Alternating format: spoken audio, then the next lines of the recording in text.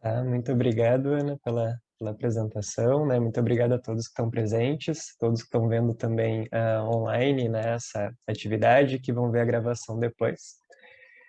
Então, vou apresentar, né, a nossa primeira aula do dia, que é depressão em crianças e adolescentes, quando e como tratar, né, com psicofármacos, com o professor Christian Killing, que é psiquiatra da infância e adolescência, professor da FAMED URGS, diretor do Programa de Depressão na Infância e na Adolescência, o PRODIA, e CEO da plataforma Vida.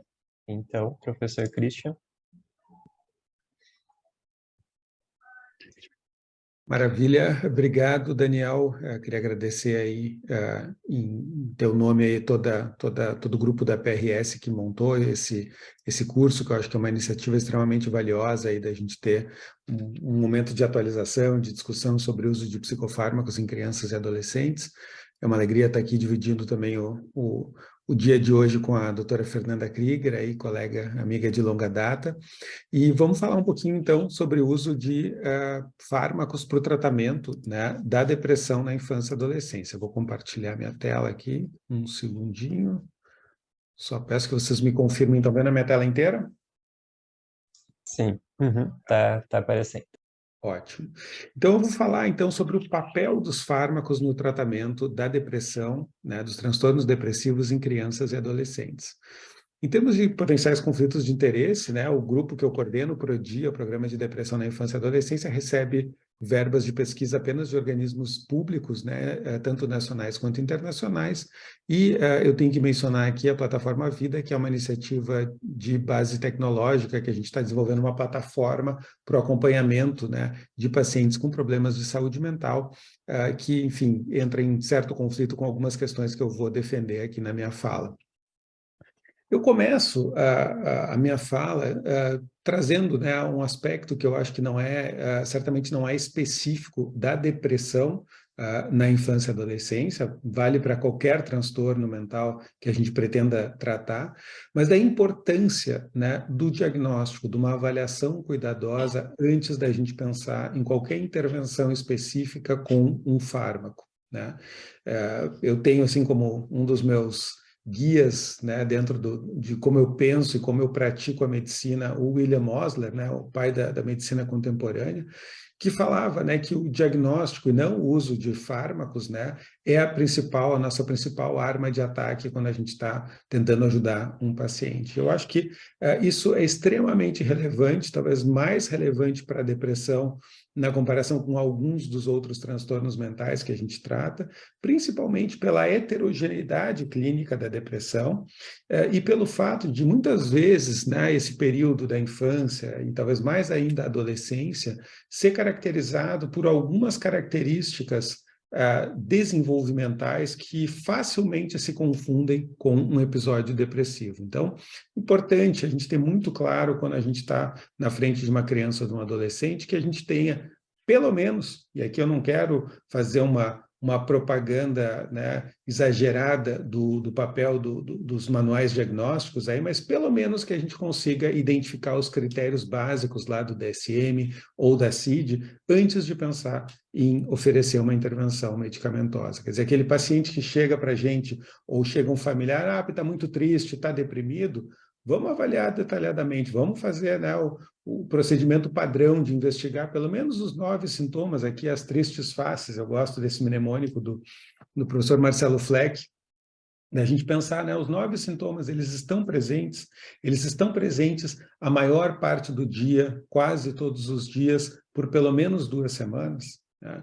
De novo, eu sei que eu estou chovendo no molhado aqui, falando questões que todo psiquiatra sabe, né, como fazer um diagnóstico de um episódio depressivo, mas é um ponto de partida sem o qual eu acho muito difícil a gente sair pensando, bom, vou usar o último fármaco da última geração, quando daqui a pouco eu não tenho nem claro se o diagnóstico que eu estou vendo ali do paciente que está na minha frente é um diagnóstico de transtorno depressivo.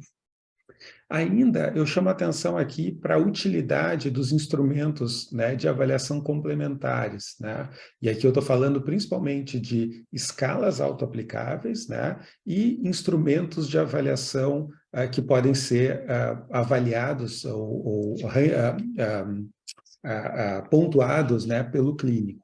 Eu destaco aqui para os transtornos depressivos na infância e adolescência o Mood and Feelings Questionnaire, né, que é talvez a escala mais utilizada em termos de autorrelato para sintomas depressivos em crianças e adolescentes, e que está traduzido, o nosso grupo traduziu há uns anos atrás, está disponível até na revista da PRS, né, Trends, né, está lá no material suplementar, quem quiser tem a tradução, né, e todo o processo de adaptação transcultural que a gente fez, e que é uma escala que eu acho extremamente útil, extremamente relevante na prática clínica, por vários aspectos.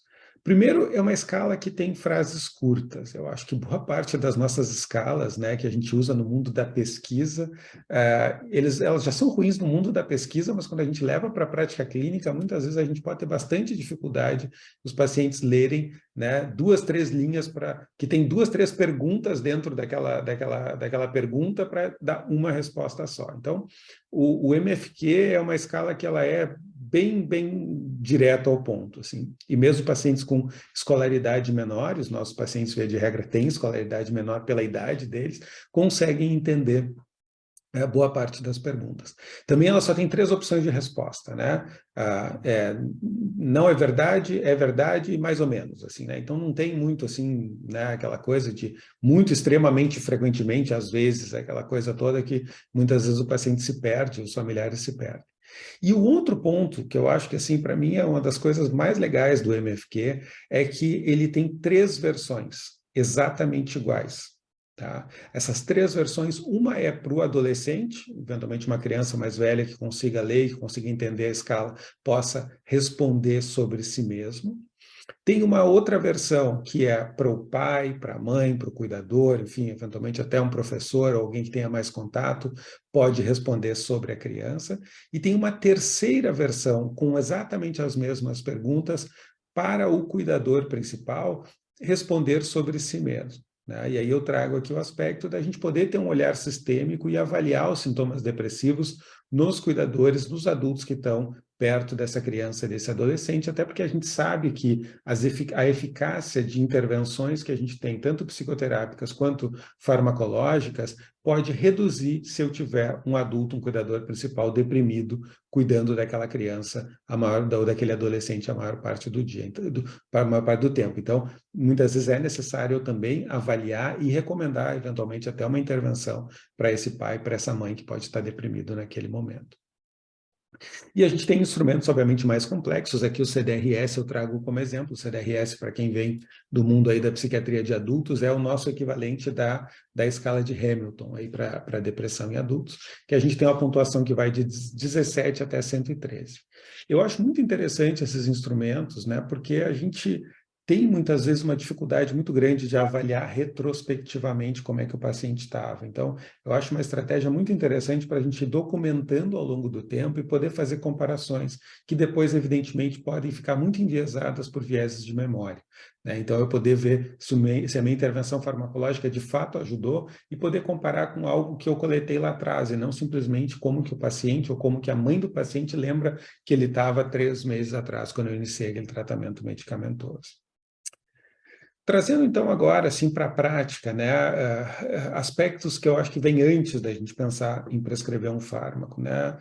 Quando a gente está com pacientes que a gente tem uma hipótese diagnóstica de depressão, a gente, evidentemente, tem que avaliar a situação de riscos, né, e determinar, inclusive, qual é o melhor ambiente para eu continuar esse tratamento. A gente sabe que, infelizmente, uma minoria, mas uma minoria que existe de pacientes com depressão, vai estar ativamente suicida naquele momento e, evidentemente, eu posso ter que indicar, inclusive, uma internação ou um regime diferenciado aí de acompanhamento para esse paciente em função do risco de suicídio. Aspecto fundamental também, antes de começar qualquer fármaco, é a psicoeducação. Eu informar o paciente e os seus familiares sobre o que são os sintomas da depressão, sobre as opções terapêuticas, incluindo os psicofármacos, e também sobre o prognóstico. Prognóstico aqui, eu não quero dizer o prognóstico individual daquele paciente, até porque a gente não tem bola de cristal para dizer isso, mas falar sobre como é que é o prognóstico de um episódio depressivo na infância e adolescência. né? Isso ajuda muito para eu pensar o planejamento do tratamento, e aqui eu acho sempre muito importante trazer as famílias, trazer os pacientes para a ideia de que a gente tem pelo menos 2 objetivos no tratamento da depressão na infância e adolescência. O primeiro deles, que é normalmente a razão pela qual as famílias nos buscam, é o tratamento agudo, é a gente fazer o paciente melhorar daquele episódio. E a gente tem dados aqui mostrando que até 90% vão acabar melhorando, seja pela intervenção que a gente oferece e até pela história natural, né, do transtorno depressivo, que é episódio. Mas tão importante quanto isso é o tratamento de continuação e de manutenção, porque a gente sabe que, infelizmente, episódios precoces na vida estão associados à recorrência, uma recorrência que vai de 20%, 40%, alguns estudos mostram até mais, né? Então, a gente vai ter como objetivo não apenas melhorar, mas se manter bem depois. E isso é importante até para os pacientes entenderem que, bom, não pode simplesmente melhorei, né? Aquela história, melhorei, vou parar o remédio ali na frente, né? Estava com dor de garganta, tomei 3 dias de antibiótico, passou a dor de garganta, vou parar. Mas eu gosto de usar, às vezes, essas analogias para os pacientes entenderem que é importante a gente pensar no médio e longo prazo também.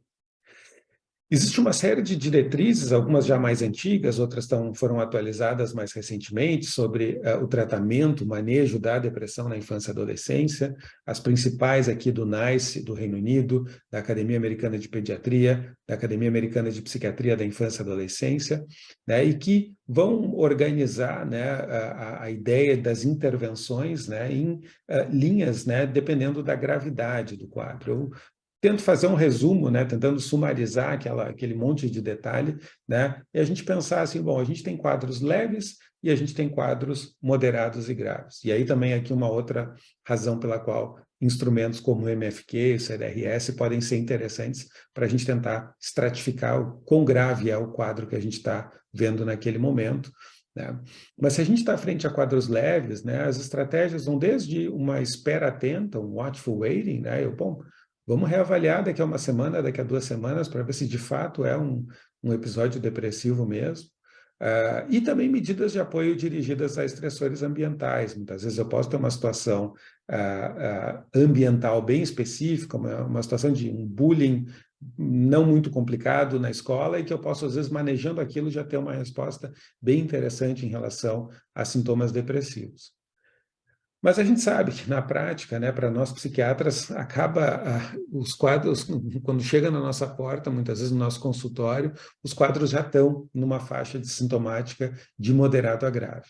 E aí, se eu fosse resumir as evidências da literatura, hoje a gente tem indicação de que a maior eficácia, né, vai ser obtida com tratamento combinado, tratamento com psicoterapia e com psicofármacos.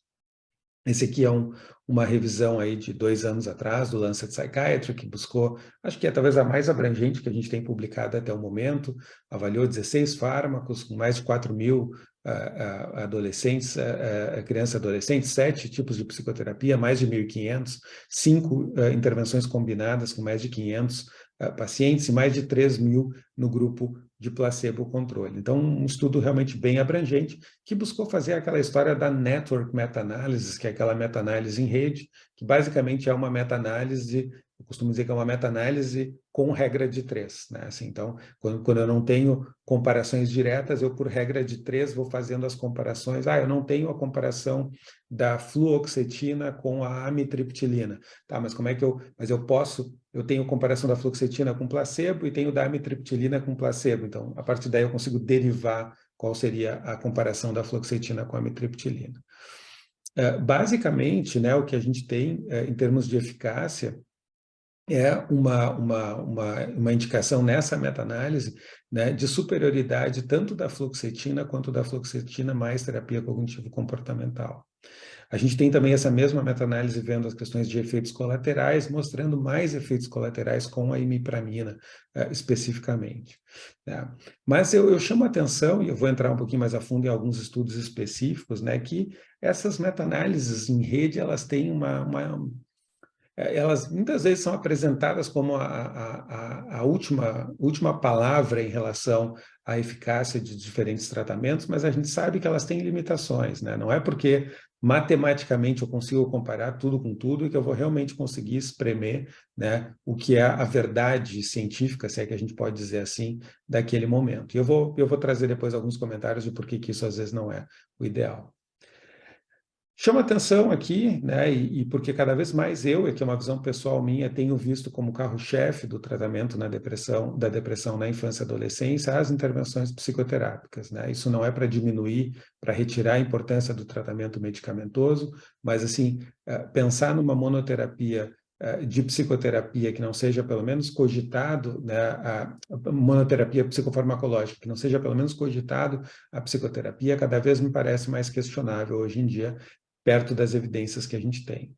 E a gente tem, como eu tinha falado ali, evidência para terapia cognitivo-comportamental, mas eu chamo a atenção também das evidências que vêm crescendo aí nos últimos anos, em menor quantidade, mas para terapia interpessoal, né? Na terapia interpessoal, na TIP, a gente vai ter, né, aquele princípio de que os problemas interpessoais contribuem para a depressão e vice-versa, a depressão contribui para os problemas interpessoais. E existe, né, uma modalidade da TIP focada em adolescentes que vai trabalhar aspectos, né, além dos focos tradicionais da TIP, trabalhar aspectos relacionados à individuação dos pais, relações amorosas, pressão por pares e escolhas profissionais. Mas entrando no nosso tópico, né, no centro da nossa conversa aqui hoje, os psicofármacos, né? É importante lembrar que os fármacos, né, para tratamento, né, apesar de a gente usar fármacos muito parecidos que a gente usa para adultos, para crianças e adolescentes, há uma diferença tanto em termos de eficácia quanto de efeitos adversos na comparação com adultos. E talvez aqui o ponto mais importante para a gente destacar de diferença é o fato de que tricíclicos não são indicados para o tratamento da depressão na infância e adolescência. Isso, meta-análise após meta-análise, mostrando que não há superioridade em relação ao grupo de placebo.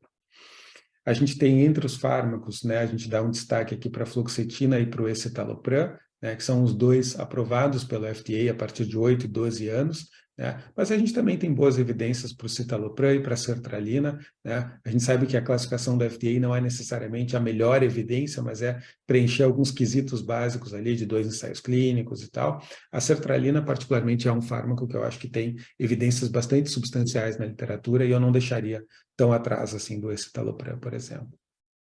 Aqui o estudo TEDS, que eu tinha mencionado, né, que é o estudo que eu acho que para mim é a principal referência aqui que a gente tem, né, um estudo que avaliou 439 adolescentes, comparando tratamento combinado de TCC mais fluoxetina, só TCC e placebo, e a gente vê que a gente tem taxas boas de resposta, aqui o amarelo meio laranjado aqui, mas a gente for ver as taxas de remissão, ou seja, o indivíduo que sai dos sintomas depressivos é relativamente baixo. Mesmo no grupo combinado, só chegou a 37%, um pouquinho mais de um terço dos adolescentes entrando em remissão após 12 semanas.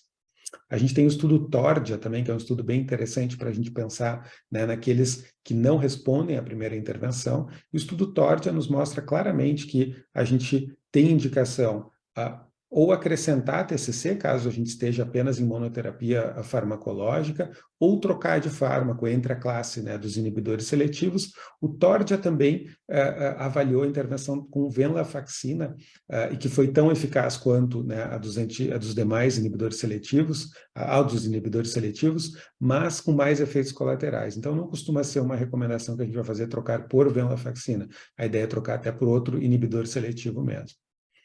E aí um aspecto que eu acho bem interessante, né, em termos de quando a gente vai falar da eficácia desses fármacos, é a questão, né, de que a gente tem, né, taxas, né, de resposta muito parecidas, né, com o que a gente vê entre o grupo ativo, para quem recebe o grupo ativo do tratamento, na comparação com o que a gente vê em adultos, mas as taxas de resposta placebo em crianças e adolescentes são bastante altas. Aqui a gente tem essa meta-análise já mais antiga, mostrando taxas de até 50%. Né? E se a gente vai avaliar especificamente para crianças e para adolescentes, a gente chega aqui a 58% de resposta placebo para crianças, 49% para adolescentes. essa diferença, né, de 11%, aqui se a gente pegasse, né, os 50 ou 61, dá um NNT de 10, ou seja, para cada 10 pacientes que eu trato, um melhora por causa do meu tratamento com antidepressivo, né? Isso é um número razoável, mas se a gente pegar a fluoxetina especificamente, a gente tem um NNT de 5, né, que é bastante melhor, ou seja, a cada 5 pacientes que eu tratar, um vai ter melhorado especificamente por causa do meu tratamento. Esse é um NNT que dentro da medicina é considerado bastante satisfatório, né? E ele é o único fármaco que isoladamente, quando a gente vai desconstruir a meta-análise, olhar fármaco por fármaco, que ele mostrou benefício tanto em crianças quanto em adolescentes. E aí eu trago esse artigo aqui para contextualizar um pouco esses achados, que é um artigo do John Walkup, aí de 2017, se não me engano, é 2017 esse artigo, em que ele traz uma reflexão de por que, né, essa resposta tão alta a placebo. E aí, para tentar rapidamente aqui contextualizar essa história, o que aconteceu foi que na virada, né, da entrada dos anos 2000, se identificou, o FDA, né, o órgão regulatório norte-americano, identificou que havia poucos estudos, né, para fármacos em crianças e adolescentes. E aí eles decidiram dar um incentivo para a indústria fazer mais ensaios clínicos, prorrogando a patente dos fármacos cujas indústrias decidissem fazer estudos em crianças e adolescentes. Isso gerou uma correria, né, na indústria para fazer estudos, porque eles iam estender patentes, e estender a patente de um fármaco está associado a ganhar bastante dinheiro lá na frente. E a hipótese que o John traz nesse artigo é de que esse movimento de fazer um monte de ensaio clínico na correria para a extensão de patente pode ter gerado uma série de estudos que ele chama estudos falhos. Estudos que não são estudos negativos, ele diferencia conceitualmente. Estudo negativo é aquele que é super bem conduzido e que mesmo quando eu vejo o resultado, não há diferença entre o grupo ativo e o grupo de placebo. O estudo falho é um estudo que tem problemas metodológicos importantes e que eu não consigo extrair conclusões boas dele, porque por problemas metodológicos, eu não tenho, o fato de eu não ter encontrado diferença não necessariamente quer me dizer que não havia diferença. Por exemplo, eu posso ter, e aí lembrando lá da questão da importância da avaliação diagnóstica, indivíduos incluídos como deprimidos num grupo e que, na verdade, tinha sido um término de um namoro, daqui a pouco, que estava com sintomas deprimidos no dia da avaliação para a inclusão no ensaio clínico. Só que daí, assim, término de namoro a gente sabe que é difícil, mas passa, né? Até com placebo. Então, talvez daí um pouco, né? Estou usando aqui um exemplo, obviamente só, mas daí um pouco a ideia de por que há uma taxa de resposta placebo tão grande, né? E é curioso que se a gente compara os ensaios clínicos que foram financiados pelo governo americano, o NIH, ou seja, que não estavam naquela correria de extensão de patente e tudo mais, na comparação com essa lista grande aqui embaixo, que são os ensaios clínicos que foram financiados pela indústria, a gente vê que a resposta placebo nos ensaios clínicos pagos pela NIH é de 33%, 35%, enquanto os da indústria sobe lá a 40%, 50%, 60%. Então, parece um pouco um tiro no pé, assim, da indústria ter corrido para fazer estudos e colocado pacientes que talvez não tinham critérios tão claros e acabou inflando a resposta placebo. É uma hipótese, a gente não tem, né? Eu acho uma hipótese interessante, uma hipótese curiosa, né, da indústria jogando um pouco contra si mesma em última análise, porque isso depois gerou um descrédito em relação aos à própria eficácia dos fármacos nessa faixa etária, mas acho que é uma hipótese interessante para a gente pensar. Outras questões polêmicas aqui, né, além da resposta ao placebo, né, obviamente a virada maníaca é algo que a gente tem muita preocupação quando a gente trata crianças e adolescentes com antidepressivos, né? A gente sabe que um episódio índice, né, o primeiro episódio depressivo na infância, muitas vezes pode ser, né, um primeiro episódio de um transtorno bipolar, e a gente não tem bola de cristal para saber, né? Obviamente a gente pode ter alguns indícios, e eu acho que história familiar é algo que a gente certamente deve perguntar, rastrear, monitorar, a gente deve usar como elemento de alerta, mas, na minha visão, não é uma boa conduta clínica a gente basear a escolha do fármaco baseado em história familiar, ou seja, eu não daria um estabilizador de humor para um adolescente num episódio depressivo, mesmo que o pai e a mãe fossem diagnosticados com transtorno bipolar. Eu certamente teria muito mais cuidado, mas eu não daria um estabilizador de humor apenas por história familiar, tá? O raciocínio por trás, né, é que, apesar do risco relativo de um indivíduo que tem história familiar também, de transtorno bipolar também ter transtorno bipolar, ele é aumentado, o risco absoluto, se a gente for pensar em termos populacionais, ainda é maior de um episódio unipolar, porque a depressão unipolar ela é muito mais prevalente do que o transtorno bipolar. Né? Então, são decisões clínicas difíceis, né? Certamente é um paciente, se eu tenho uma história forte de transtorno bipolar, que eu vou ficar bem mais em cima, bem mais monitorando de perto qualquer surgimento de sintomas maníacos, de episódios mistos, enfim, mas eu não vou simplesmente começar um estabilizador de humor exclusivamente, né, baseado na questão da história familiar. E outro ponto polêmico aí dos últimos anos é a questão do aumento de suicidalidade, né? Lá em 2004, a FDA colocou esse black box warning, né? Falando do aumento de suicidalidade em crianças e adolescentes, né? E aí, é um dado real aqui, né? Se a gente pegar ensaios clínicos randomizados, ou seja, então não dá para dizer que o grupo tratado era mais grave, porque a gente randomizou, a gente tem 1% a mais de suicidalidade, aqui não são mortes por suicídio, são tentativas e ideações suicidas, do que no grupo placebo. Isso dá um NNH de 112, ou seja, a cada 112 que eu tratar, um vai desenvolver suicidalidade por causa do meu tratamento. E aí, como é que a gente resolve isso? Né? A gente trata ou não trata? Né? Aqui, de novo, trago aqui o meu herói, aqui, o William Osler, né? Dizendo que a medicina é a ciência da incerteza e a arte da probabilidade. A gente tem, de um lado, um NNT de 110, do outro lado, um NNH de 112. Desculpa, um NT de 10, do outro lado, um NNH de 112. Ou seja, a cada 10 que eu trato, um melhora por causa do meu tratamento. A cada 112 que eu trato, um desenvolve suicidalidade. Dá para comparar essas coisas? Dá para comparar melhora clínica com suicidalidade? Talvez não. Mas se a gente vê entre aqueles que melhoram da depressão, quantos deixam se matar, e do outro lado, entre aqueles que pensam ou tentam se matar, quantos de fato se matam, a gente chega a um cálculo que dá um NNT de 1.515 e um NNH de 1.400, que significa nada. Nada no sentido de que nenhum paciente vai se matar, vai deixar de se matar por causa do nosso tratamento medicamentoso, assim como nenhum paciente vai se matar por causa do nosso tratamento medicamentoso.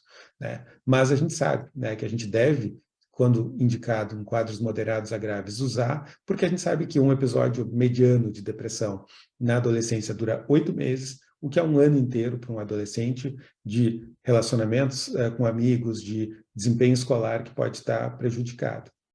Sempre, né, muito atentando para as questões de mudanças inesperadas de comportamento, vendo falta de resposta, alta ideação no começo, altos níveis de conflitos familiares, uso de álcool e outras drogas, que são alguns dos fatores associados com mais suicidalidade. Daniel, não sei como é que está de tempo, eu me perdi aqui no meu tempo. Me dá uma ideia de quanto tempo eu tenho mais. Temos mais uns 5 minutos para você.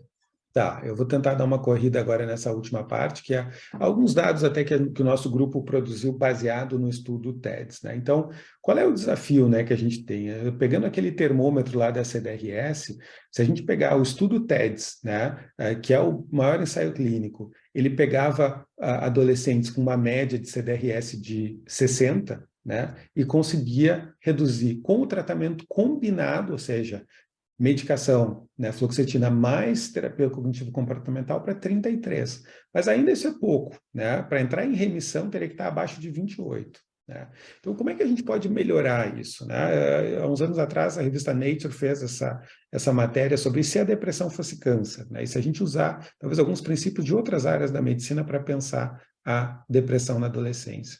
E aí a Júlia, que foi aluna ali do nosso grupo e agora está trabalhando numa startup de saúde mental, uma startup é um unicórnio, na verdade, uma empresa que já tá numa avaliação acima de $1 bilhão e que trabalha com saúde mental, uma plataforma de saúde mental nos Estados Unidos. A Júlia fez essa reanálise do estudo TEDS justamente com essa abordagem de psiquiatria de precisão.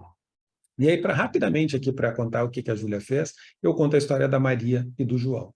A Maria é uma menina que tinha ficado, assim, nas últimas semanas muito irritada, com a autoestima lá embaixo, não querendo interagir com os outros, dificuldade para dormir e muito cansada. Já o João, ele tinha muitas dores no corpo, pensava que a vida não valia a pena, tinha muita culpa e estava comendo menos. Como é que a gente pode trabalhar toda essa heterogeneidade clínica da depressão? Será que tem como a gente agrupar isso? Foi o que a Júlia fez, usando, né, o banco do TEDS, esses 439 adolescentes, de 6 em 12 semanas, e usando uma estratégia de agrupamento por cluster, que é a mesma estratégia que a gente usa lá na biologia para tentar agrupar animais que são mais semelhantes ou menos semelhantes. E o que ela encontrou? Ela encontrou claramente, né, que existiam dois clusters de hierárquicos aqui de sintomas em relação à resposta ao tratamento. De um lado, a gente tinha insônia, retração, rendimento escolar prejudicado, fadiga, irritabilidade, baixa autoestima, tristeza e dificuldade de se divertir. E do outro lado, diminuição de apetite, choro excessivo, queixas físicas, aumento de apetite, culpa excessiva, ideação suicida e ideação mórbida. Esses clusters são, né, se vocês estão lembrando, os clusters da Maria e do João. E aí a gente vê que se a gente comparar todos os pacientes com todos os sintomas ao longo do tempo, a gente tem, como eu tinha falado, um melhor efeito aqui da fluoxetina mais TCC e da fluoxetina, na comparação com placebo ou só TCC. Mas se eu pegar os sintomas específicos da Maria e do João, eu vejo que no grupo dos pacientes que têm sintomas parecidos com o da Maria, o benefício é muito maior. Enquanto no grupo que tem sintomas parecidos com o do João, eu não tenho benefício clínico. As intervenções, a melhor intervenção disponível hoje em dia, que é a psicoterapia mais um fármaco, um tratamento combinado, eu não consigo melhorar. Né? Isso é importante porque se a gente for pensar naquela lógica de NNTs, para cada 5 Marias que eu tratar, uma vai melhorar por causa do meu tratamento, mas eu precisaria tratar 53 Joãos para um melhorar por causa do meu tratamento. Então, acho que esse é um desafio tanto para a gente pensar na prática clínica, em termos de expectativas que a gente pode ter em relação aos tratamentos, mas também para o mundo da pesquisa. Isso abre toda uma janela de oportunidade, de necessidade de poder intervenções, ou desenvolver intervenções para esses indivíduos, né, que têm esse perfil mais parecido com o João. Por fim, né, a Ana, né, a Daniel que não tem conflito de interesse, né, mas a Ana, né, e o Daniel está envolvido também nessa iniciativa. A gente está tentando dar um passo além para isso, para tentar, uma abordagem qualitativa, poder entender essas apresentações clínicas, porque aqui, esses clusters que a Júlia conseguiu avaliar, evidentemente, eles estão dependentes, né, de uma escala já mais formatada. Então, a ideia é a gente poder realmente entender o fenômeno mais amplo, né, do que é a depressão, para além dos critérios do DSM, para além dos critérios diagnósticos. Por fim, né, eu poderia falar aqui, eu sei que essa semana passada aí a gente teve um monte de coisa de tratamentos novos, né, alucinógenos e tudo mais, mas eu vou voltar para algo mais básico, né? Eu sei que acho que teve um evento aqui, uma das aulas acho que já teve aqui no curso, né, focando nos aspectos da psicologia, da psicofarmacologia, que eu acho que se aplica muito, né, quando a gente está tratando a depressão na infância e adolescência. A gente lembrar por que a gente se tornou psiquiatra, né? Até o Andreas Martin, que é um dos organizadores do livro, né, do Psychology of Psychopharmacology, ele fala, olha, porque a cirurgia não era invasiva suficiente, né, suficientemente invasiva. Então, por isso, e lembrar que na cirurgia, o cirurgião, né, sabe que a habilidade dele é muito mais importante do que um instrumento, do que o bisturi que ele está usando. E a gente lembrar que quando a gente está usando fármacos, né, a nossa habilidade é muito mais importante do que o fármaco, a ferramenta que a gente está utilizando. E nós somos psicofarmacoterapeutas e não apenas prescritores de remédio. Que a gente vai formar com o paciente e com a família uma aliança psicofarmacológica quando a gente está prescrevendo um remédio.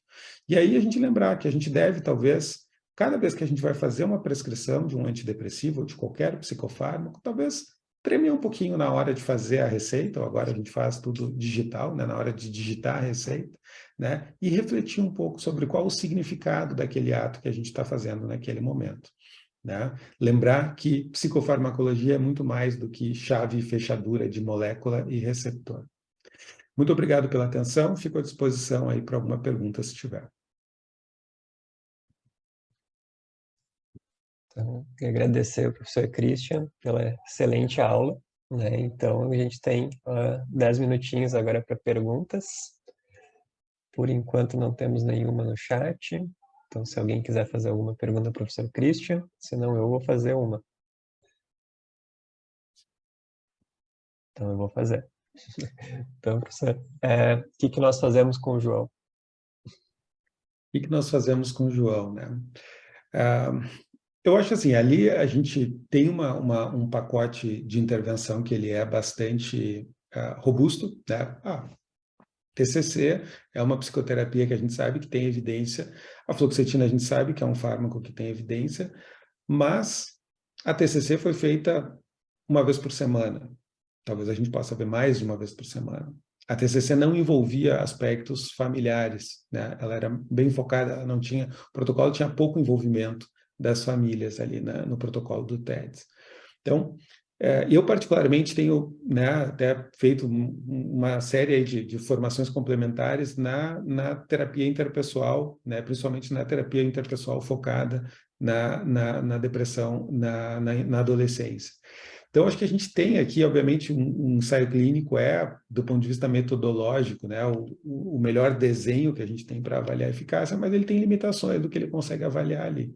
Então, acho que a gente tem outras alternativas, né, do ponto de vista psicoterápico, né, eu pensaria tanto de intensidade, tem um estudo até bem interessante que é com TIP, né, mostrando, usando os princípios dos cuidados baseados em medida de Measurement-Based Care, e vendo que os adolescentes que não respondiam nada nas primeiras 4 semanas, eles eram alocados para TIP 2 vezes por semana, aumentava de 1 vez por semana para 2 vezes por semana, e isso mostrava que era uma lógica racional, até se a gente pensar em situações de serviços públicos, né, de distribuir de maneira racional os recursos, né? A gente não tem 2 vezes por semana para todo mundo, às vezes não tem nenhuma vez por semana, mas se a gente puder entender quem precisa mais e quem precisa menos, a gente pode alocar.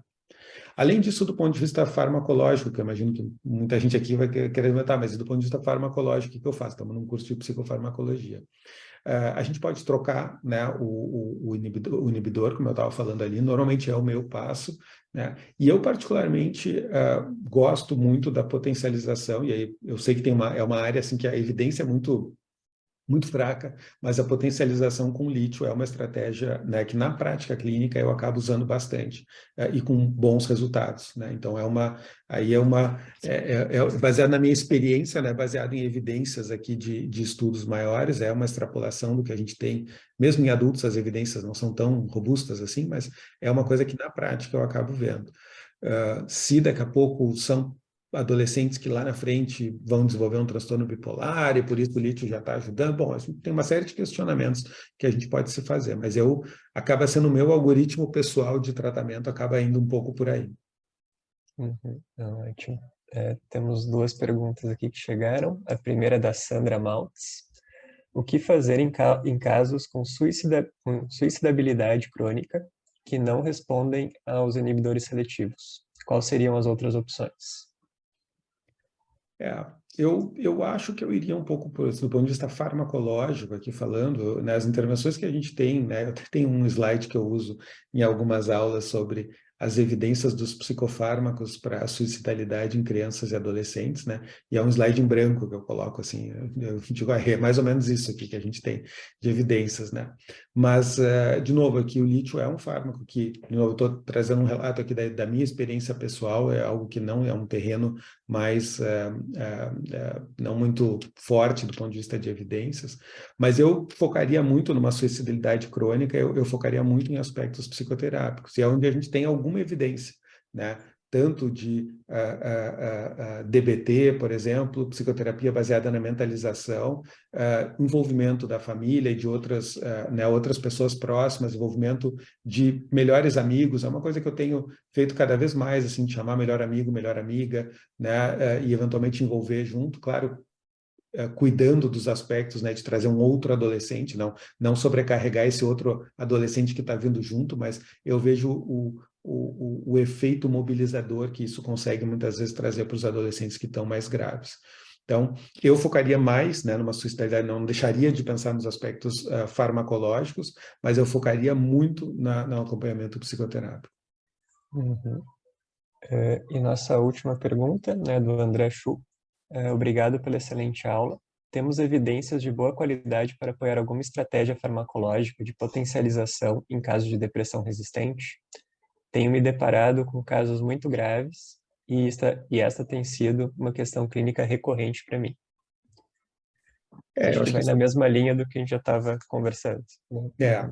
Eu sigo me guiando assim pelo TORDIA, né, na situação mais simples, né, da gente poder trocar o inibidor seletivo, e eu particularmente vejo diferenças, às vezes, gritantes, né, de um inibidor para outro. Às vezes parece que um é água e o outro ajuda, mas em muitos casos não é troca 6 por meia dúzia, né, não acontece nada. Então, o meu próximo passo costuma ser o lítio. A gente tem outras opções, tem de psicóticos e tal, mas eu, sendo bem franco, assim, na minha experiência, não acaba sendo algo que eu vejo tanto sucesso assim. Não é que eu não uso nunca, eventualmente a gente acaba usando, mas não é algo que eu tenha tanto sucesso. O lítio acaba sendo, para mim, a principal estratégia aqui. Mas, na maioria das vezes, eu identifico, ou para não dizer quase na totalidade das vezes, eu identifico que há uma carência de uma abordagem psicossocial, seja individual, do adolescente, seja uma abordagem que envolva família ou outras pessoas que estão no meio ambiente ali daquele adolescente. Uhum. Tá, excelente. Então, professor Christian, gostaria de agradecer, então, né, a tua aula, né, e também o momento agora das perguntas. Então, vamos passar para a segunda aula de hoje, né, com a professora Fernanda Krieger. Então, a aula vai ser psicofarmacoterapia da irritabilidade em crianças e adolescentes. A doutora Fernanda Krieger é psiquiatra da infância e adolescência, doutora em psiquiatria pela USP e pelo King's College. Então, professora Fernanda. Então, boa noite, Daniel, boa noite, Christian, boa noite a todos. Muito obrigada pelo convite, muito obrigada pela PRS. Christian, obrigada pela tua aula, estava ótima. E, bom, é um pouco diferente a irritabilidade de depressão, por quê? Porque a depressão é um construto que vem sendo conversado, ou falado, ou estudado há muito tempo. A irritabilidade, embora presente, tem se falado mais, eu acho que especialmente dentro da área de infância e adolescência, nos últimos, talvez, 15 anos, né? Então, eu vou começar a minha aula dando uma ideia, contextualizando, né, a controvérsia diagnóstica e ainda todas as dúvidas que acercam o diagnóstico de irritabilidade, o construto da irritabilidade, e depois vou abordar o tratamento farmacológico a partir disso. Nesse sentido, eu concordo com o Christian que o primeiro passo para tratar a irritabilidade, embora seja uma queixa que mobiliza muito aos pais, à escola, que traz muito prejuízo com os pares, a avaliação talvez seja o passo mais importante, né?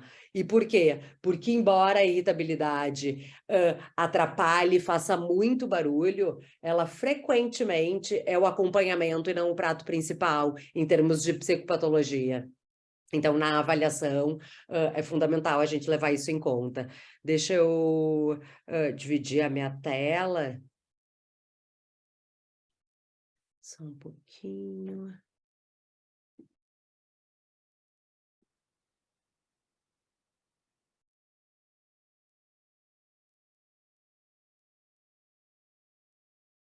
Ai, mas cadê?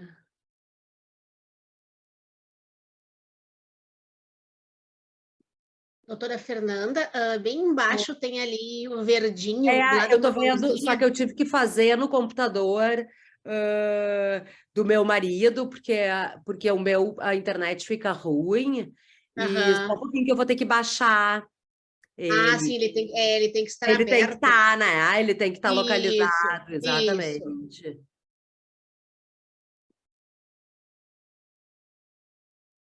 Desculpe, gente.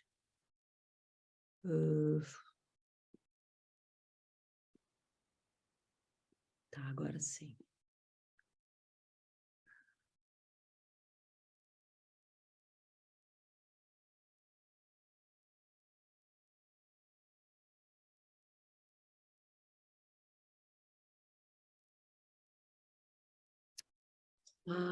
Filha.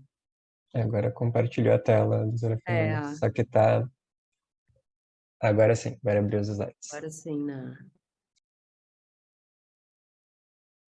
Parece que é sempre a mesma coisa, mas não. Então tá, gente, primeiro, assim, só explicando um pouquinho sobre o construto, né, o sintoma da irritabilidade. Então, tem uma relação fisiológica com emoções básicas de raiva e medo, tá? Então, tem 2 mecanismos psicológicos subjacentes. O primeiro é a frustração. Então, tu vai direcionado, né, a um objetivo e no momento que tu é frustrado, tem uma reação muito intensa. O outro mecanismo é quando existe uma percepção, que é uma percepção enviesada de ameaça. Então, as crianças que estão mais irritadas, elas tendem a perceber o ambiente como mais hostil, e que tem muito a ver com também a fisiopatologia do medo, né?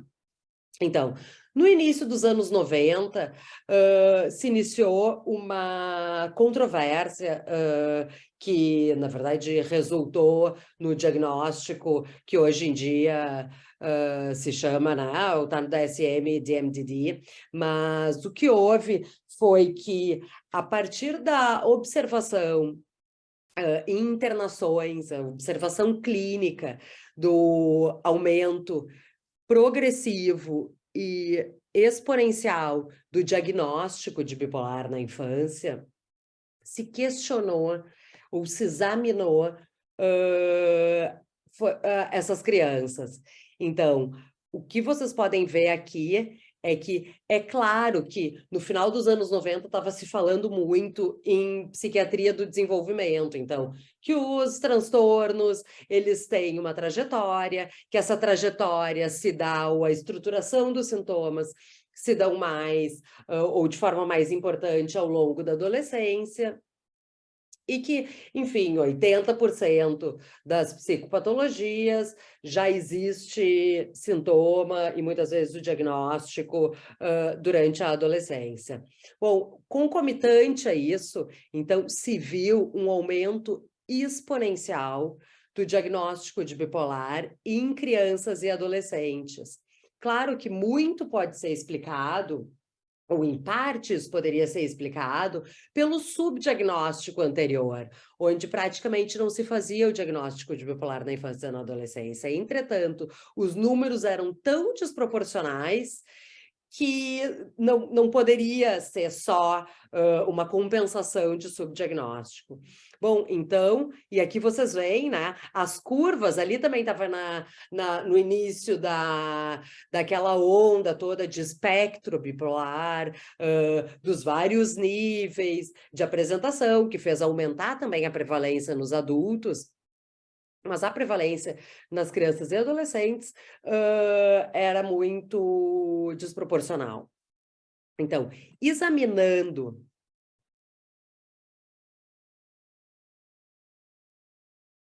esses sintomas, essas crianças, o que se viu é que tinha uma discordância entre a apresentação fenotípica do transtorno bipolar em criança e adolescente.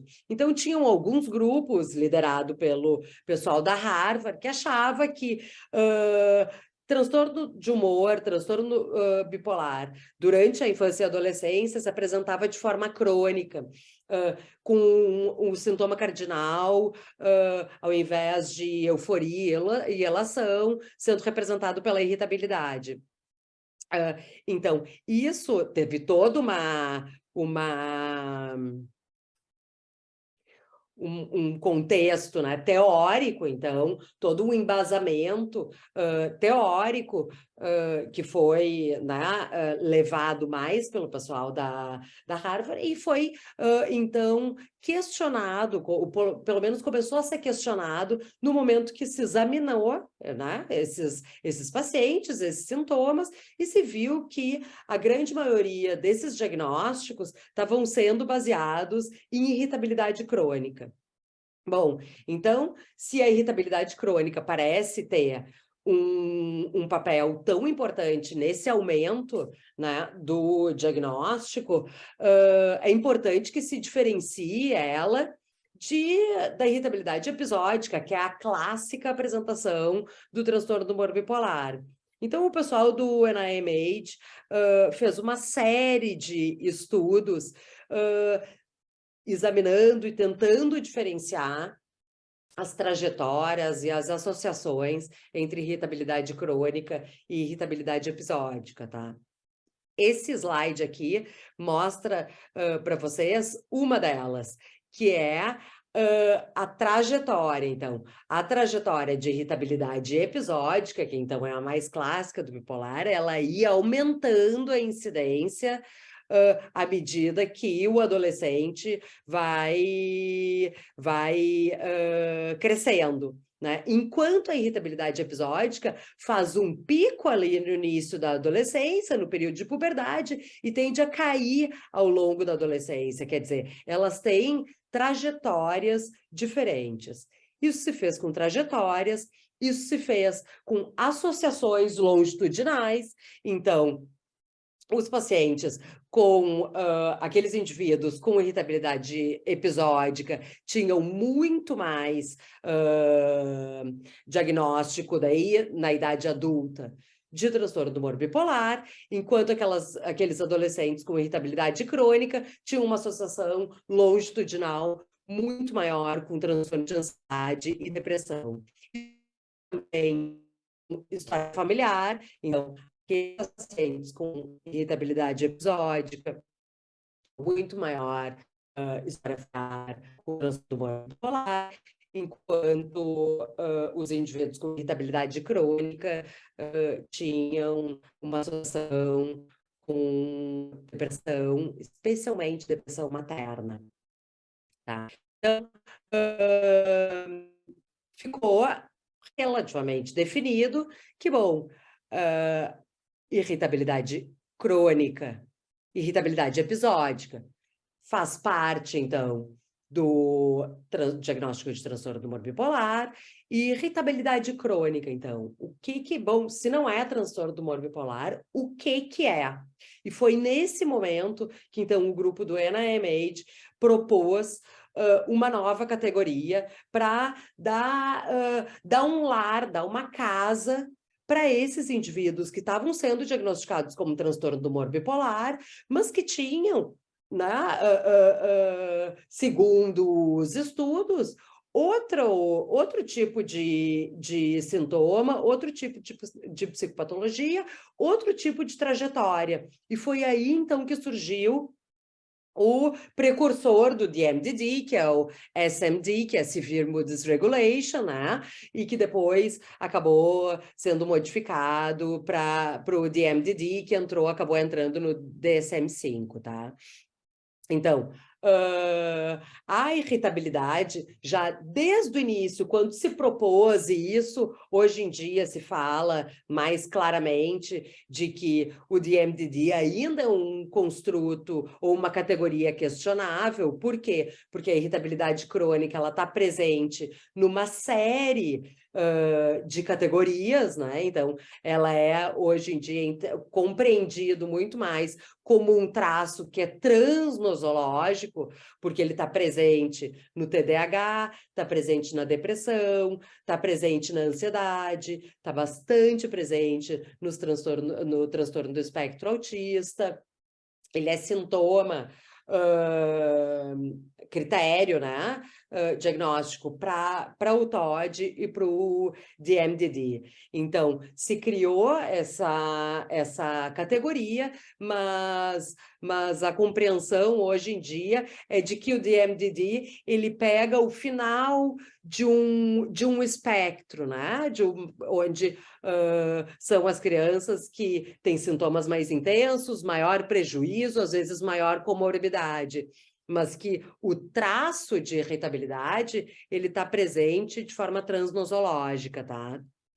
E, então, é importante, quando a gente vai entender mais do que se fecha para DMDD ou não, a gente compreender se aquela queixa da criança ela é esperada ou não para a idade, ou ele está dentro de o que a gente considera sintoma, né?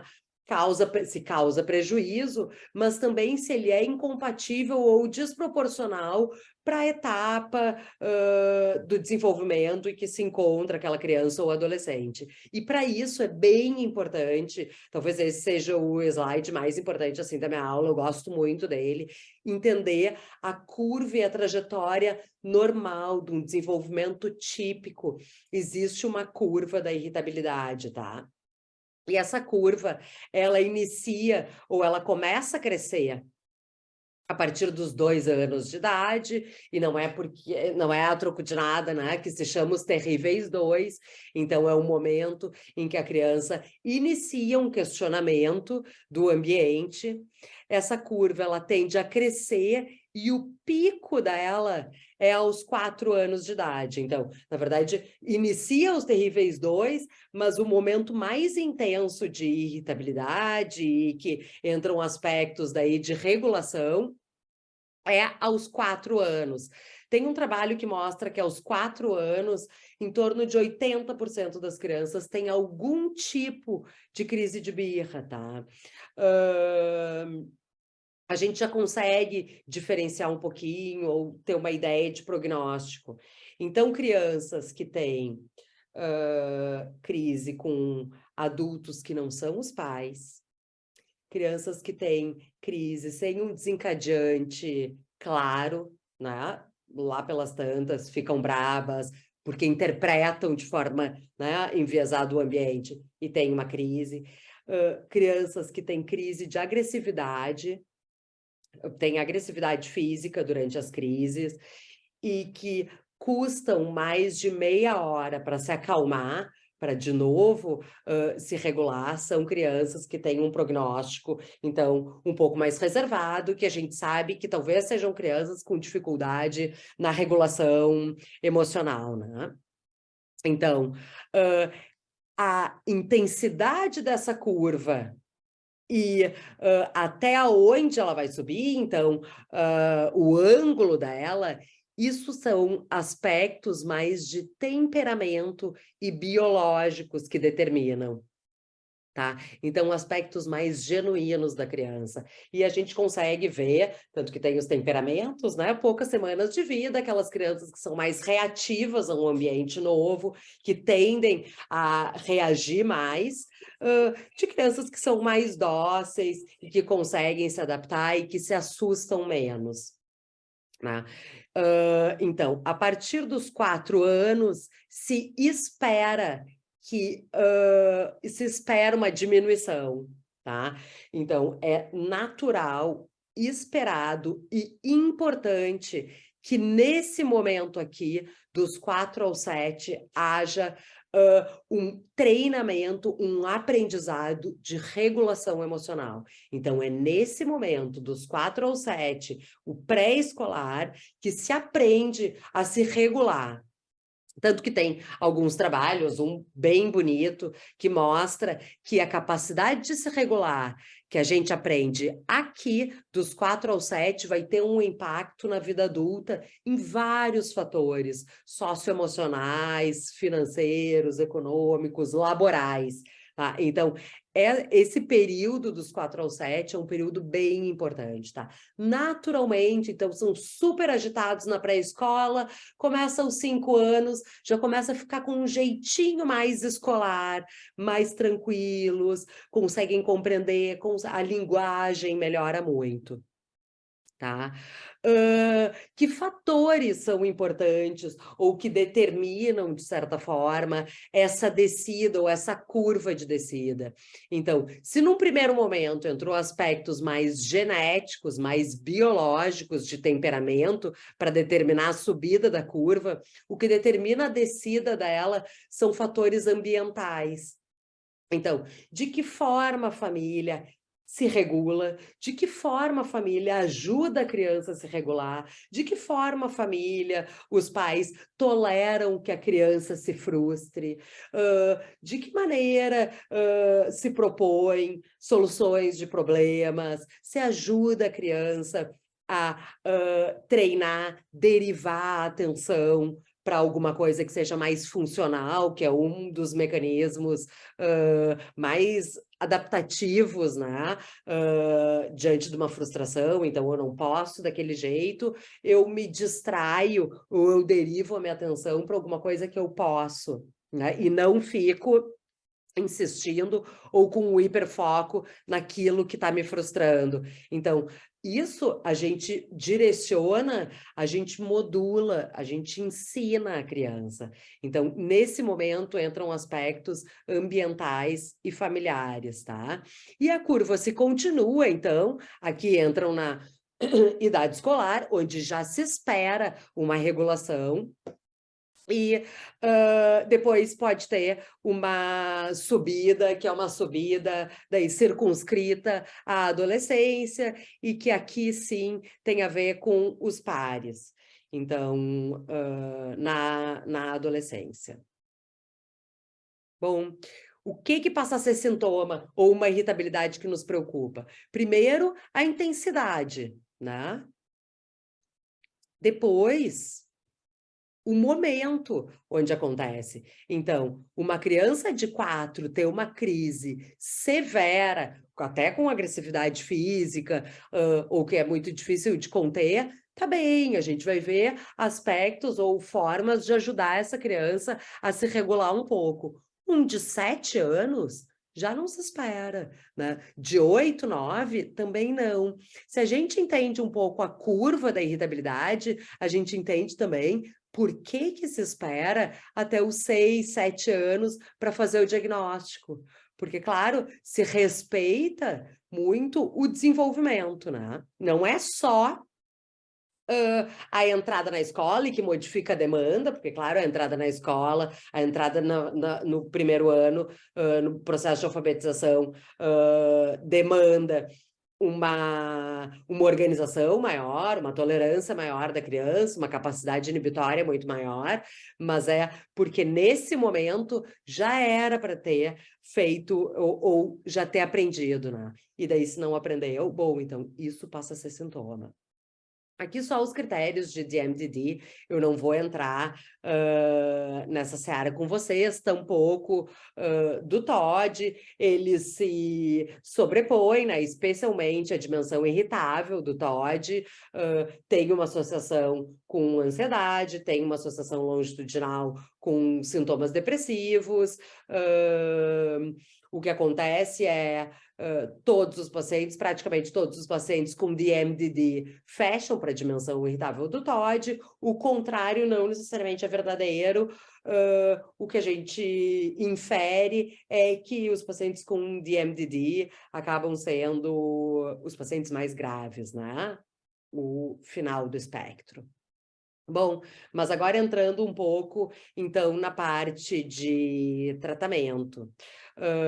Tem abordagens, né, não farmacológicas e abordagens farmacológicas. Se a gente compreende a curva e o que é importante em determinado momento da curva, dá para compreender por que eu coloquei primeiro as abordagens não farmacológicas. Porque existe uma relação, que é uma relação clara com a forma que a família maneja, né, a irritabilidade, com a forma que a família ajuda a criança a solucionar os problemas e a se regular e lidar com a frustração, tá? Então, a primeira abordagem que se pensa, claro, isso derivada daí dos estudos do TOD, é o treinamento de pais, né?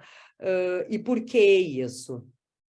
Porque tem um ciclo de interação, que é um ciclo de interação muito bem descrito nas crianças com TOD, onde aos 2, 3, 4 anos, que são as raízes do comportamento opositor, e é onde a criança aprende a se regular ou não, ali ela vai testar o ambiente. E ali, então, vai depender muito de como o ambiente vai reagir à testagem dela. Então, em algum momento, ela vai ficar brava. E o que acontece? Se ela mobiliza o ambiente e o ambiente vem e reage a essa criança, bom, a criança aprendeu que isso dá atenção. e que ela mobiliza os pais. Então, isso dá poder, né, dentro daquele ambiente. Qual é a tendência? Qualquer comportamento infantil que deriva a atenção tende a ser repetido. Bom, então se eu gritei e a minha mãe parou o que estava fazendo, saiu, deixou o meu irmão tomando banho sozinho, ou deixou ele fazendo tema, ou qualquer outra coisa, parou qualquer atividade e veio conversar comigo, me ameaçar, ou dizer que não gosta, mas derivar a atenção, esse comportamento tende a ser repetido. E aí, a família, o ambiente tende a repetir a reação, porque esse é o padrão enfim, que se estabeleceu. E daí, isso vai numa escalada de reações, né? Que é um ciclo de interação disfuncional, onde a criança, de uma certa forma, aprende que incomodar mobiliza o ambiente, gera atenção. Claro que é altamente disfuncional, porque a atenção não é dando carinho, a atenção em geral é criticando, ameaçando, ou por vezes também sendo agressivo ou hostil, mas se forma esse ciclo. Então, o treinamento de pais, ele tem por objetivo desmontar, né, ou pelo menos poder compreender essa interação e, a partir do adulto, então, interromper esse ciclo. E de que forma a gente faz isso? Especialmente tentando, e obviamente a parte mais difícil tu neutraliza comportamentos que não são funcionais, adaptados ou desejados, então tu neutraliza esses comportamentos, ou seja, tu não dá atenção para eles e tu dá mais atenção ou te mostra mais disponível quando a criança tem comportamentos, então, pró-sociais. E quer agradar e quer mostrar. Então, tu inverte a lógica. Tu não dá atenção, né? Eles chamam ignorar ativamente, active ignoring. Então, tu neutraliza a criança. E, por outro lado, quando a criança vem, então, mais dócil ou mostrar alguma coisa, mas de uma forma mais funcional e adaptada, bom, é importante encontrar os pais, então, disponíveis. Então, independente do conteúdo, qual é a situação, se é na hora do banho, se é na hora da comida, se é para fazer o tema, se é... porque isso é infinito e varia de ambiente para ambiente, a forma que é o importante. E a forma é ambiente previsível. Então, previsível ele vai ser neutralizado quando ele não colaborar e ele vai receber atenção, afeto e disponibilidade quando ele estiver bem, se comportando bem e podendo colaborar, né? Então, assim, é uma gestão colaborativa. Então, a criança começa a se dar conta que todo mundo ganha se ele se comporta bem. Isso é bem difícil, porque, claro, às vezes a gente vê uma estrutura que já está, ou um padrão que já está totalmente organizado, né? Tende a funcionar melhor quanto menor a criança, já com adolescente não funciona tão bem, então com adolescente a gente pensa em CBT. Tá? A cognitiva, daí, mais individual. E, bom, e o tratamento da irritabilidade, então, as abordagens farmacológicas, tá? O primeiro passo é qual é o diagnóstico que existe, ou se existe algum diagnóstico além da irritabilidade. Isso é difícil, por quê? Porque as pessoas vêm ou nos procuram, ou procuram os serviços de atendimento com uma queixa que é clara. A criança é irritada, a criança tem crise de birra, a criança atrapalha na escola, é difícil o manejo, abre o olho já dizendo que não vai tirar o pijama, que não vai ir para a escola. Então, essa é a queixa principal. Na avaliação clínica é fundamental que a gente possa ver, na verdade é o mais importante, além da irritabilidade, o que existe, tá? E daí a gente vai tratar e começar o tratamento medicamentoso sempre pelo diagnóstico principal e não pela irritabilidade. Então, aqui tem um algoritmo, né? Então, chega a criança com irritabilidade, bom, existe comorbidade? Então, se não existe, bom, é puramente irritabilidade, então a gente vai pensar já direto no manejo parental, tá? Isso é importante, né? Se existe comorbidade, não só isso.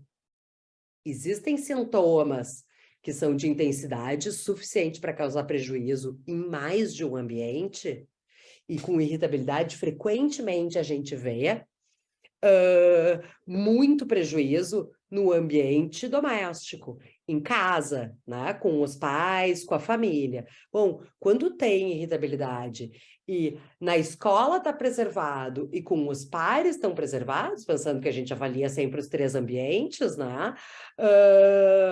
Isso é quase igual a treinamento de pais. Por quê? Porque certamente o ambiente está contribuindo ou está de alguma forma proporcionando que a criança se comporte daquele jeito, né? Mais irritada. E num ambiente mais estruturado, mais previsível, ela consegue se regular e se conter. Então, se não tem comorbidade, a gente avalia também como é que aparecem os sintomas nos ambientes, nos vários ambientes, tá? Se tem comorbidade, e daí aqui tem 4 grupos que são os principais, bom, a primeira delas é depressão ou ansiedade, a gente vai tratar depressão ou ansiedade, e que daí tem a ver com a aula do Christian, muitas vezes não é possível ou tem intensidade suficiente para já iniciar uma medicação, a gente vai iniciar o antidepressivo, fluoxetina ou sertralina, adicionar CBT ou treinamento de pais, e a gente vai aguardar. Para o TEA, igual, embora para o TEA seja, assim, o transtorno do espectro autista, ele funciona um pouquinho diferente das crianças com desenvolvimento mais típico, tá? E daí, sim, já tem estudos, ou pelo menos foi, dentro do transtorno do espectro autista, que se consagrou o uso de risperidona e aripiprazol, tá? Mas o TDAH, igual, tem o diagnóstico de TDAH e às vezes é difícil a gente diagnosticar, tem que fazer uma busca ativa, porque a queixa não vai ser de desatenção, a queixa vai ser de crise de raiva, pode ter certeza, né? Então a gente tem que fazer uma busca ativa para isso, e daí trata o TDAH, né, com estimulante e intervenção parental. Aqui, então, é um estudo, eu peguei alguns exemplos, tá, de alguns estudos, tem poucos, na verdade, estudos que falam de irritabilidade, a maioria deles é dentro do transtorno do espectro autista, muitos deles aparecem como só a irritabilidade como uma comorbidade dentro do estudo mesmo, tá? Esse aqui, que então era com metilfenidato, né? Com pacientes com DMDD mais TDAH, se usou Concerta e teve um tamanho de efeito de quase 0,6 com o Concerta, tá? Esse aqui também é um estudo com TDAH mais agressividade, onde se usou metilfenidato e as crianças melhoraram dos sintomas do TDAH, mas também da irritabilidade. E esse estudo aqui, que eu devia ter posto até um pouquinho mais adiante, mas é um estudo que tem, então, TDAH, mas bastante irritabilidade, eles iniciam com o estimulante, né? Então, com o tratamento para o TDAH, mas depois adicionam num grupo risperidona, e daí, claro, o grupo que tem risperidona adicionado reduz muito mais os sintomas de oposição. E quando a comorbidade, então, é ansiedade, a gente vai tratar como ansiedade. Então, tem agora alguns estudos, tem se falado muito dentro da área de irritabilidade, que irritabilidade tem que ser, ou pelo menos assim, tem uma associação muito intensa e importante com ansiedade, né? Isso está ficando cada vez mais claro, com toda a fisiopatologia do medo, né? Do viés de interpretação, com as associações longitudinais que reforçam essa percepção de que irritabilidade é um traço de ansiedade, né?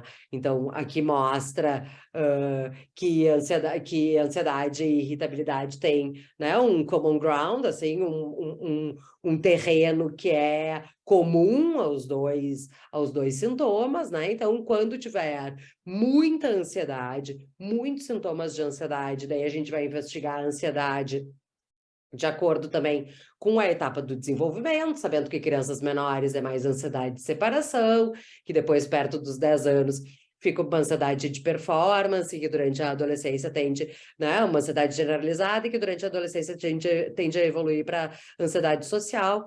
A gente vai tratar com, então, terapia cognitiva, mais inibidor seletivo da recaptação de serotonina. Bom, mas em relação ao tratamento específico para irritabilidade, tem bem poucos estudos, tá? Então, dentro daquela série de estudos que eu mostrei para vocês no início, e que foram vendo, assim, história familiar, trajetórias, associação longitudinal, teve um deles que foi tratamento. Então, se usou o lítio, e foi um estudo negativo. Então, foi mais um dos aspectos que se usou,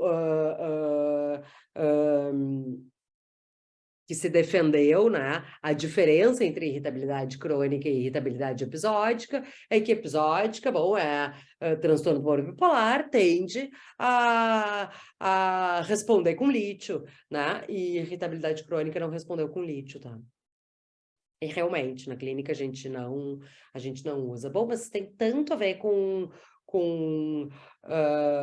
ansiedade e depressão. Então, qual é a eficácia dos antidepressivos?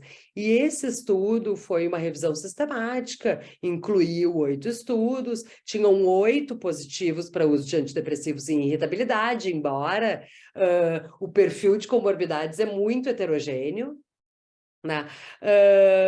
Mas, embora tivessem 8 dos 11 com resultados positivos, todos com um tamanho de efeito pequeno, né? De 0,25. E esse aqui foi um estudo que o pessoal também do NIMH fez, foi um estudo que ficou, eu acho que sendo feito talvez mais de 10 anos, porque quando eu fui para lá eu era residente, em 2008 eles já estavam incluindo pacientes, e naquela época ainda nem era DMDD, era SMD, então quer dizer, ainda mudou os critérios diagnósticos no meio, né?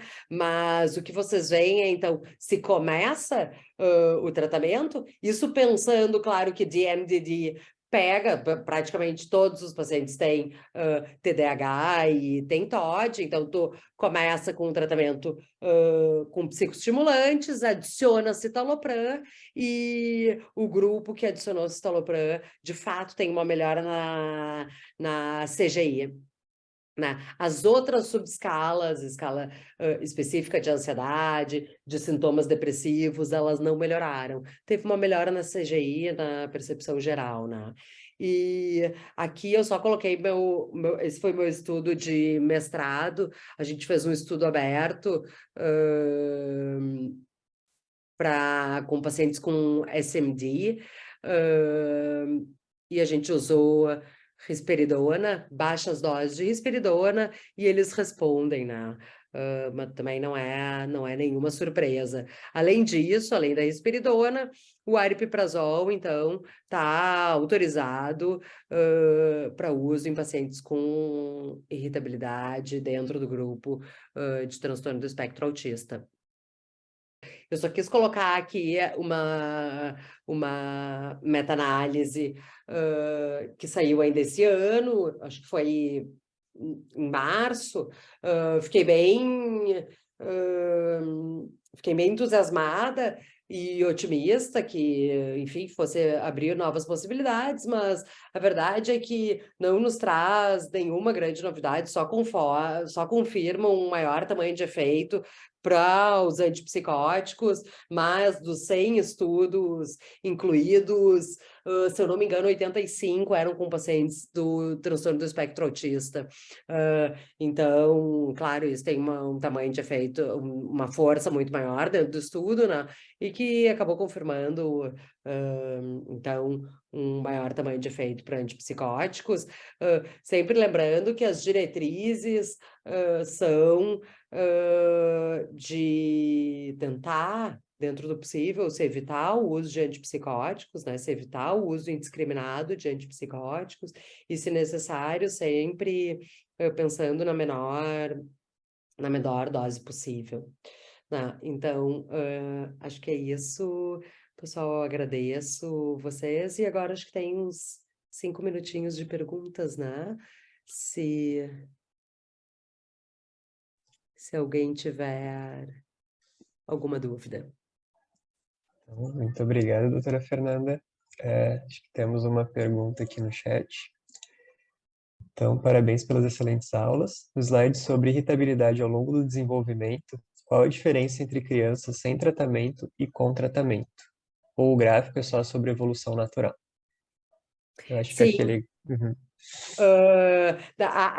Aquele gráfico é o desenvolvimento, a curva da irritabilidade dentro do desenvolvimento típico. Então, existe uma curva de irritabilidade que faz parte do desenvolvimento típico, que é um aumento a partir dos 2 anos, com o pico aos 4, e uma esperada diminuição dos 4 aos 7, onde se aprende aspectos de regulação emocional, né? Se a criança ali dos 4 aos 7 não faz essa descida, bom, daí passa a ser sintoma. Mas aquela curva é a curva natural, é a curva esperada de irritabilidade dentro do desenvolvimento. Ok, temos mais alguma pergunta para a doutora Fernanda?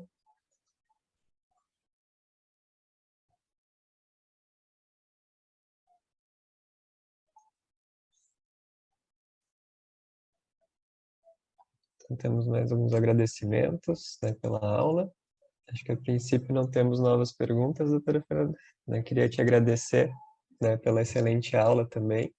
E acho que isso é importante, né, também, aquela curva eu achei o máximo, assim, até para poder explicar para os pais, né, que às vezes vêm assustadíssimos, né, com aquele pico de irritabilidade ali entre os 2 e 4 anos.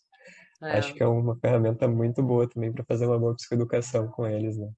É totalmente uma idade para se fazer prevenção e promoção de saúde emocional, né? Então, se estão atrapalhados ali é o momento de se ensinar e de ajudar a criança e os pais a fazer esse movimento que é ativo de regulação. Isso, para algumas pessoas, se regular emocionalmente é um processo natural. Para muitas outras, é um processo ativo. Então, por exemplo, a criança ir para o quarto, né, o time out, como se usa, assim, tá, agora não está funcionando. O time out não só punitivo, mas tu vai para o quarto para te regular e voltar de forma diferente. Isso é um aprendizado, é ativo esse processo, né? Uhum. A criança fazer. Então, é importante, né? Isso é totalmente preventivo. Eu gosto, e acho importante, né? Acho fundamental. Com certeza. Surgiu uma pergunta aqui no chat do André. Você costuma encaminhar o treino parental para outros profissionais? Às vezes, sim. Às vezes, o que acontece comigo, na minha clínica, é que eu já vejo pacientes que são encaminhados por colegas psicólogos, né? Então, já estão em atendimento.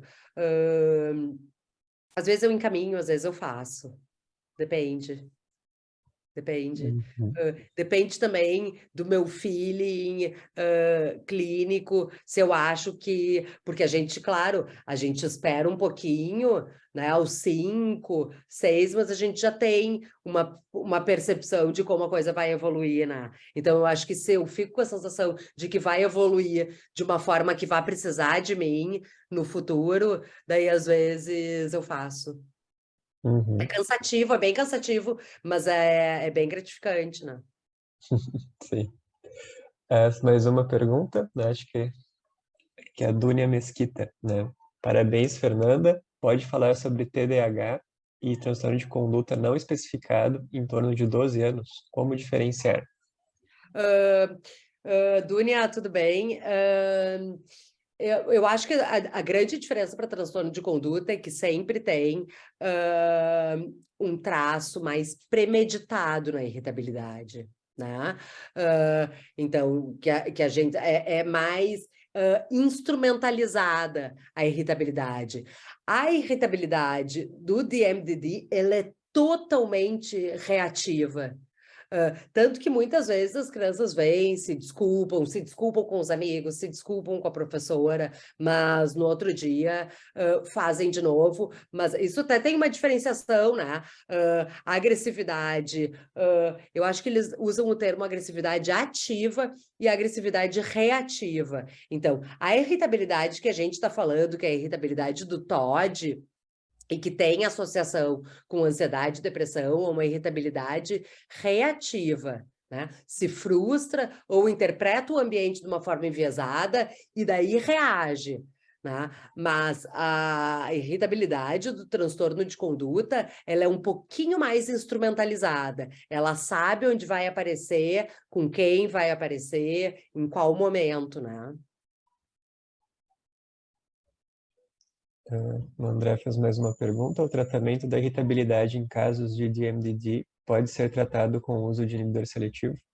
Então, Andréa, acho que é importante tu avaliar se fecha DMDD e a gente tem, assim, como noção que o DMDD pega os casos mais graves de TDAH, mais irritabilidade e muitos sintomas de ansiedade, né? Eu acho que é importante avaliar se tem ou não tem TDAH. Se não tem TDAH, eu começaria devagarinho, dá para começar umas gotinhas de fluoxetina e ir observando junto, né? Às vezes, muitas vezes, a irritabilidade sem precisar usar antipsicótico vai diminuindo. A criança fica mais disponível, né? Se tem um fator, assim, importante de ansiedade. E se tem TDAH, às vezes dá para começar... as duas coisas, né? Ou começa o antidepressivo e depois entra, prepara, né? Sempre pensando que é melhor tratar a ansiedade antes de começar com o estimulante. Uhum. Assim,